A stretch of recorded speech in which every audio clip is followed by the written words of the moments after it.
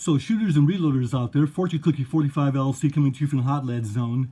And we just did a video showing that the bullet jump with 38 wad cutters really isn't much of a jump. And the reason why is because the cylinder throat extends back from the front of the cylinder by a certain amount. And by the time the 38 wad cutter engages that, it's still in the case. So not much of a bullet jump.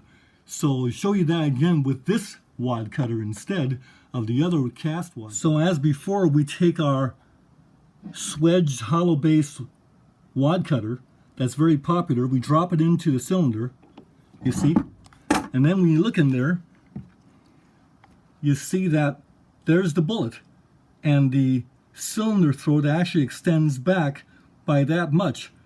So the 38 case being in there, the bullet doesn't go very far before it engages the back end of the cylinder throat. So there's not much of a jump after all, and that rattling around thing isn't what's happening.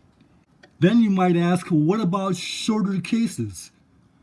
So if instead of you having a 357 Magnum case, you have a 38 special case, or even say a 38 short Colt case, the shorter the case gets, the more bullet jump, right? That must be a problem. So for this, let's go ahead and turn to our 44 Magnum Model 29 and let Maggie tell us what the story is on shorter cases. So you see, I just dropped a powder-coated 44 Magnum round nose bullet into the back end of the chamber, and you see that the constriction for the cylinder throat is right there, appropriate for a 44 Magnum, because that's what it looks like when you chamber the rounds. Let's knock that bullet out, as you see.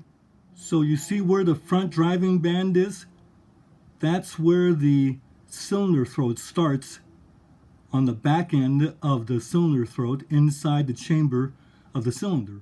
So you can see here that by the time the round nose bullet exits the 44 Russian case and engages the cylinder throat, the bullet is still in the case. So how much of a problem is bullet jump? And this is with the short 44 Russian case. With the 44 Special, there's even less before the bullet hits the cylinder throat. So how much is bullet jump a problem with the 44 Special? And with the 44 Magnum, of course, it's sitting there like this. As soon as the bullet exits the case, it's already engaging the back end of the cylinder throat.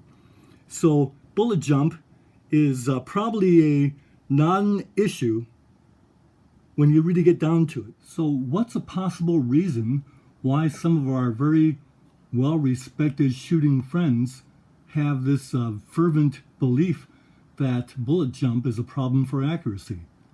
And that's actually very easy to understand. Some of the confusion and disagreements that we have are because of the strange individuality and even perversity of some of our guns that prefer a certain setup or a certain arrangement of ammo, this kind of thing, and they shoot well when they shouldn't.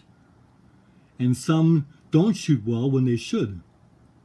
So it's all good and part of the fun and challenge of our shooting. Bye for now.